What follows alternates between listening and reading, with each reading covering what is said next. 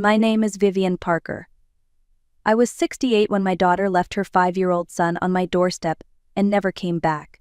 It was a Friday evening in late November, one of those gray days when the air feels too heavy to breathe. Rachel stood there with her little boy beside her, holding a single backpack. "Just for the weekend, Mom," she said, her voice tight, eyes already looking past me toward her car. "I just need a break." Ethan didn't look up. He rocked back and forth on his heels, his small hands pressed hard over his ears, even though everything around us was quiet. His shoelaces were untied, his jacket half-zipped. He looked so small, so fragile, like a boy who had learned the world was too loud for him. I tried to speak, to ask when she would be back, but Rachel was already moving down the steps. "I'll call you Sunday," she said without turning around. The sound of her car engine broke the stillness, then her taillights disappeared down the street. I stood there for a long time, the porch light flickering behind me, Ethan still rocking in place, not making a sound. I had been an elementary school teacher for 35 years. I'd taught reading and science, managed hundreds of children, even had a few autistic students in my classroom. But there were always aides, specialists, routines already in place. I had never done it alone. Standing there with Ethan, I realized I knew almost nothing about living with autism beyond what I'd read in a few training manuals. "Hey, sweetheart," I said softly, kneeling beside him. "Do you want to come inside?" He didn't move, didn't even glance my way. The only sound was the quiet squeak of his shoes on the wooden porch as he rocked back and forth. I lifted his backpack. It was lighter than I expected, too light for a weekend, and opened the door wide. The heater clicked on inside the house. Ethan flinched, hands pressed tighter against his ears. Still, after a few seconds, he walked past me into the living room and crouched in the corner by the bookshelf. I closed the door as quietly as I could, heart pounding, realizing this wasn't going to be a weekend at all. It was the beginning of a whole new life. That first night I tried to feed him. I made chicken nuggets because Rachel once told me that's what he liked. Ethan took one look at the plate and turned away. I tried pasta, then a sandwich. He pushed everything aside without a word. Finally, I gave him a handful of crackers. He ate 3. I remember standing at the sink afterward, staring at the uneaten food, wondering what kind of grandmother couldn't even feed her own grandson. Bedtime was worse. I tried to help him brush his teeth, but the moment I touched his shoulder, he screamed. Not crying, screaming like my touch burned. I froze, terrified. When I stepped back, he stopped, shaking and gasping for air. "Okay," I whispered. "You can skip it tonight." I tucked him into bed, but he threw the blanket off. When I tried again, he screamed louder, so I left the blanket folded at the foot of the bed and turned off the light. From the hallway, I could hear him humming, a low, steady sound that lasted all night. The next morning, I called Rachel. No answer. I called again that afternoon and again that night. Nothing. I left messages, my voice cracking a little more each time. Days turned into weeks. Ethan stayed silent, eating the same 3 crackers, rocking in the same corner, flinching at every new sound. I didn't know what to do, so I did what teachers do best. I learned. I called a pediatrician, scheduled an evaluation, asked questions until I understood at least the basics. Autism wasn't a single thing. It was a whole world of sensations and rules. I learned Ethan needed structure, sameness, predictability, safety. So I built our days around that. The same breakfast every morning, scrambled eggs and toast cut into neat triangles that never touched on the plate. The same route to therapy, the same show after lunch, no surprises. One morning I found him lining up his toy cars on the floor by color reds blending into oranges, then yellows, then greens, forming a perfect gradient of shade. It was beautiful, precise, something I hadn't even noticed until I looked closer. "That's amazing, Ethan," I said. He didn't respond, but I thought maybe he heard me. And that was when I began to understand. My job wasn't to teach him to fit into the world. It was to learn how to meet him in his. The weeks turned into months, and by the time Christmas came, I had stopped waiting for Rachel's call. Ethan and I fell into our own rhythm. Mornings were calm if I didn't rush him. I learned to move quietly, to keep the lights soft and the sounds low.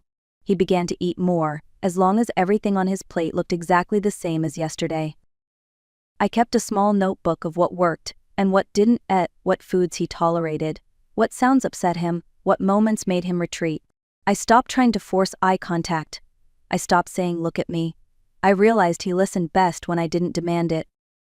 Therapies became part of our lives: speech, occupational, behavioral. Slowly, he began to trust the world again. He'd hum less, eat more, even sit with me on the couch while I read. Sometimes he'd reach for his yellow cup and leave it beside mine, a quiet kind of closeness that didn't need words. 3 years later, on a spring morning while I was making breakfast, I heard his voice for the first time. It was faint, almost unsure. Why did Mom leave? I dropped the spatula. The world seemed to stop. For a moment I couldn't breathe. He wasn't looking at me, just staring at his notebook, waiting for an answer. She said she couldn't handle it, I whispered. He nodded once, wrote something down, then went back to eating his eggs and toast. I went in the bathroom and cried silently, my hand pressed over my mouth so he wouldn't hear. That day I promised myself that no matter what Rachel had done, Ethan would never feel abandoned again. His world was small, but it was safe, and sometimes safety is the closest thing to love you can give. Ethan turned 12 the year I noticed how methodical he'd become. He no longer carried toy cars or notebooks filled with scribbles.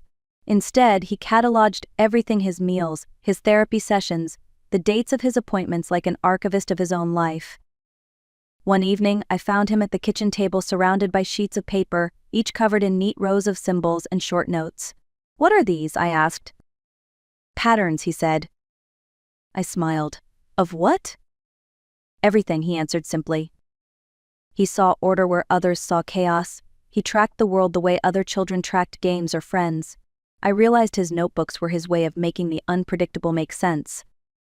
Then, one summer afternoon, I walked past his room and saw my old laptop open on his desk.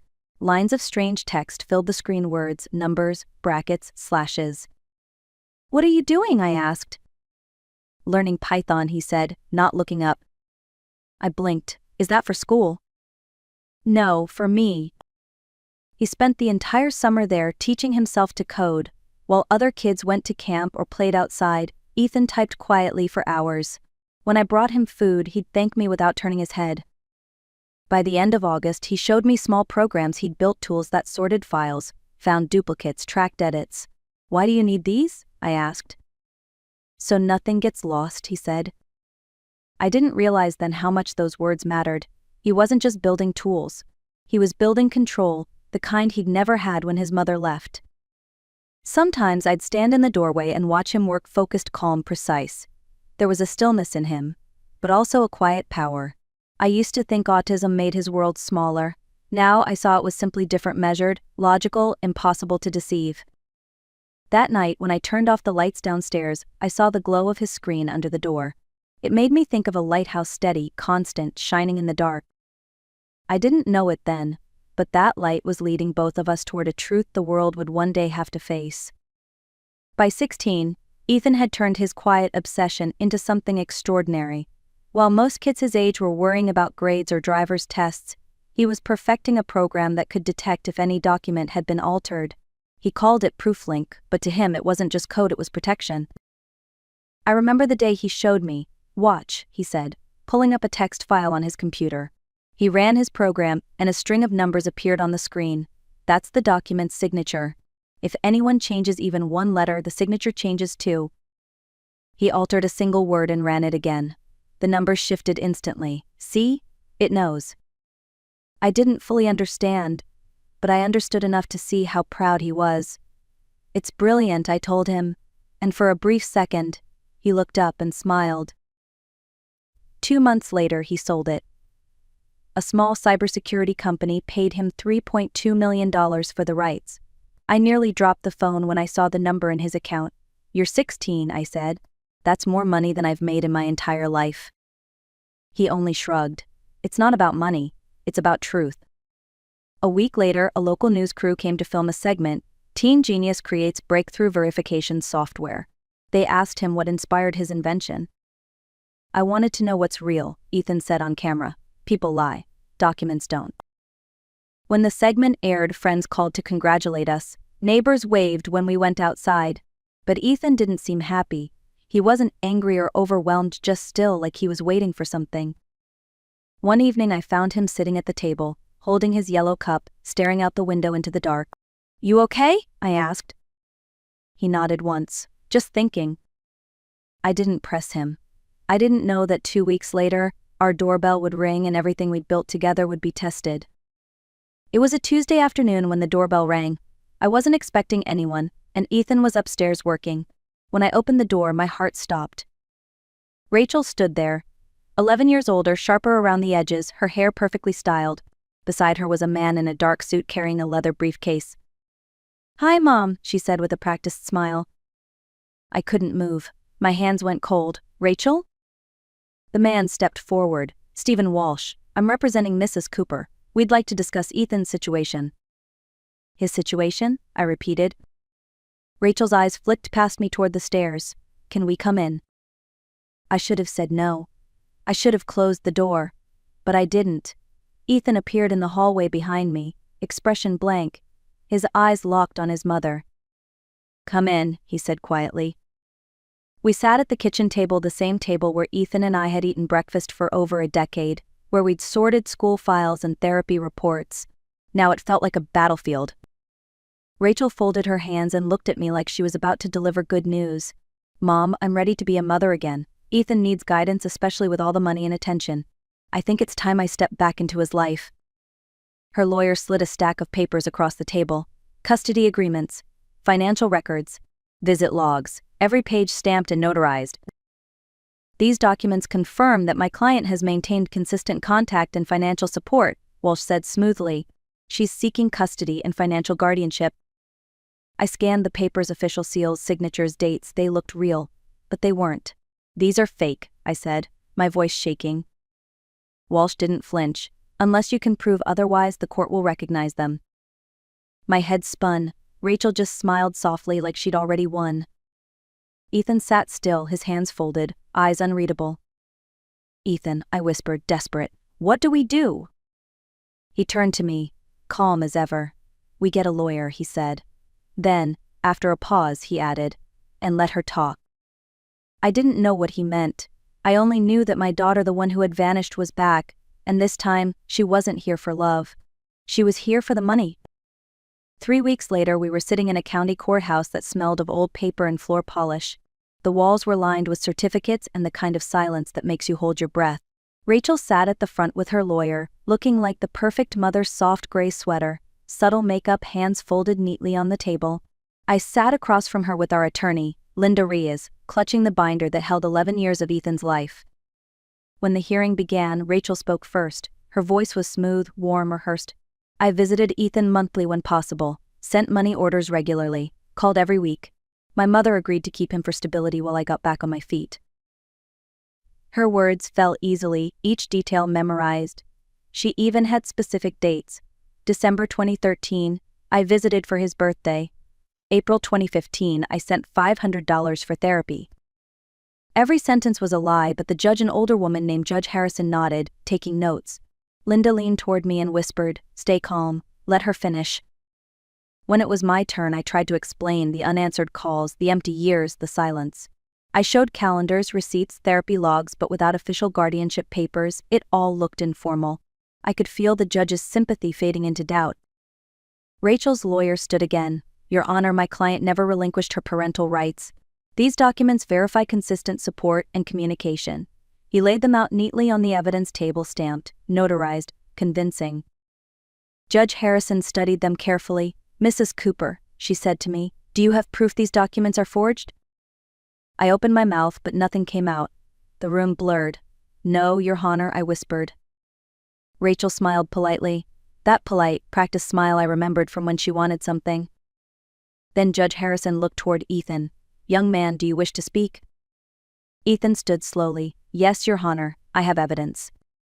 The courtroom went completely still. Ethan picked up the small black bag he'd brought, walked to the witness stand, and opened his laptop. "May I connect this to the display?" he asked. The judge hesitated, then nodded. "Proceed." Rachel's lawyer objected. "Your Honor, this is irregular." Ethan's voice cut through, calm and steady. "Your client submitted fraudulent documents 6 weeks ago. I analyzed them using my verification system." He projected the documents onto the screen, the same ones Rachel had brought, and began explaining. "These claim to be from 2011 to 2020, but the metadata shows they were created 6 weeks ago, right after the news story about my sale aired. He clicked to the next screen, timestamps, creation logs, digital fingerprints, all recent. Every document shares the same template ID, meaning they were all made on the same computer. The lawyer stammered, "That data can be manipulated." Ethan didn't look up. Not when cross-referenced through a blockchain hash pattern. The pressure patterns in the signatures don't match her originals either. He zoomed in, showing overlays of Rachel's old signature from his birth certificate compared with the new ones. These were forged. The judge leaned forward, studying the screen. "And you created this verification system yourself?" "Yes, Your Honor. It's the same system I sold to Anderson Security for $3.2 million. Rachel's face drained of color. Ethan continued, displaying his records, years of calendars, bank statements, therapy logs. Every date she mentioned, I have proof she wasn't there. No deposits, no calls, no visits. The silence that followed was heavier than anything I'd ever heard.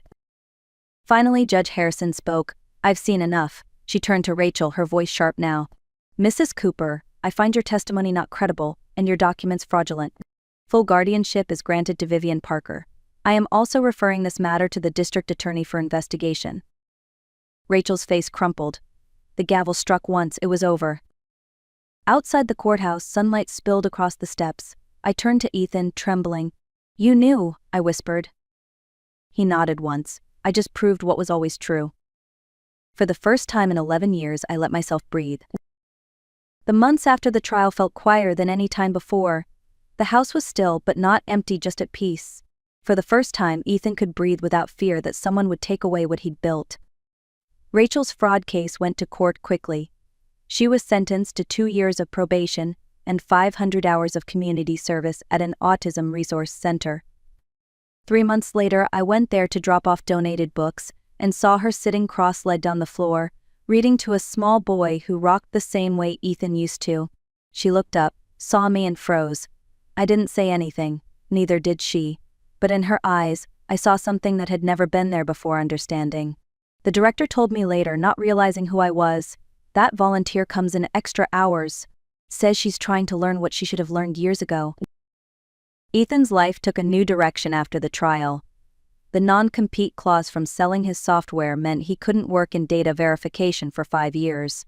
So he founded his own company instead, Patternworks, a software testing firm that hired autistic adults. "We see patterns others miss," he said simply when I asked about it. His first hire was Stephen, one of my former students. I had fought for that boy years ago when the school board said he wouldn't last in a classroom. Now he was Ethan's lead quality tester. Then came Lily Marcus, and 3 others, each one someone the system had underestimated. One afternoon, I stopped by the office. The space was small, but bright rows of desks, quiet hums of computers, focused faces. Stephen looked up when he saw me. "Mrs. Parker," he said, smiling, "you once told the principal I wasn't broken, just different. Ethan says the same thing every day." I could barely speak. I just nodded, holding back tears. That evening, I brought dinner to Ethan's apartment. The yellow cup, the same one from his childhood, sat on the counter, chipped but still there. As we ate, he put his fork down and said quietly, "I know what you gave up for me." I waited. "You could have sent me away like she did, but you didn't, you stayed." My throat tightened. "You were worth every single day," I told him. He nodded once, his eyes soft. "I know that now." We sat there in silence, side by side, the hum of the refrigerator filling the space between us. For the first time in years, silence didn't mean distance. It meant peace. Forgiveness doesn't erase the past, it transforms it. I don't know if I've fully forgiven Rachel, but I've learned that the truth has a quiet power of its own. Ethan proved that facts can protect, but love is what saves. When people ask how I managed all those years alone, I tell them this: I didn't raise a genius. I raised a boy who learned that being different isn't a weakness, it's a kind of vision. If you were in my place, could you forgive your own child? Tell me what you think in the comments, share where you're watching from, and subscribe to The Art of Revenge, where we prove that no one is ever too old to start again.